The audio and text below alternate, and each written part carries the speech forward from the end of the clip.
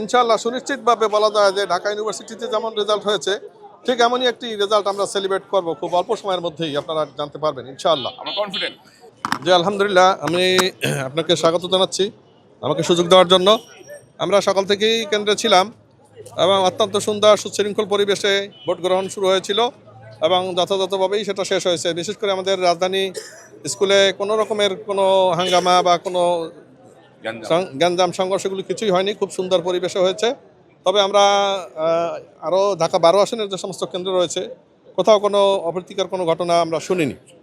শুধুমাত্র বাসা স্কুল আছে, ওখানে আমাদের একটা এজেন্টের সাথে কিছু অপ্রীতিকর ঘটনা হয়েছে যে ওনার কিছু পেপারসের শর্টেজ ছিল বলে ওনাকে বের করে দিয়েছিল, পরে আবার ওনাকে এন্ট্রি করে নিয়েছে। যে এ পর্যন্ত যেটুকু মেসেজ আমরা পাচ্ছি ফেসবুক এবং বিভিন্ন চ্যানেল থেকে, ইনশাআল্লাহ সুনিশ্চিতভাবে বলা যায় যে ঢাকা ইউনিভার্সিটিতে যেমন রেজাল্ট হয়েছে ঠিক এমনই একটি রেজাল্ট আমরা সেলিব্রেট করব খুব অল্প সময়ের মধ্যেই, আপনারা জানতে পারবেন ইনশাআল্লাহ। আমরা কনফিডেন্ট। সারা বাংলাদেশে আমরা আশা করছি 200 ইনশাআল্লাহ 200 প্লাসও হয়ে যেতে পারে, কারণ এখনই ধারণা করা যাচ্ছে না, তবে যথেষ্ট সম্ভাবনা দেখা দিয়েছে ইনশাআল্লাহ। আমরা হোপফুল, বাট এই অবস্থায় তো বলা যাবে না, যেহেতু 300 আসন রয়েছে সেখানে এত আবেগেরও কোনো সুযোগ নেই। তবে ইউনিভার্সিটির রেজাল্টের মতোই রেজাল্ট হবে এটা ধরে নেওয়া যায় এবং আমরা এ ব্যাপারে অনেকটা নিশ্চিত।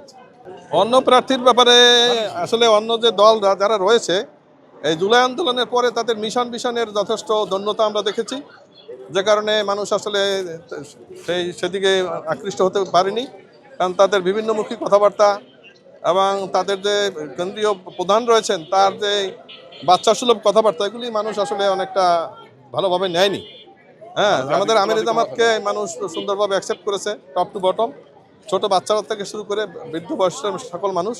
তো সেক্ষেত্রে যারা ভালো মিশন দিতে পেরেছে আমি আশা করছি মানুষ তাদেরই গ্রহণ করবে।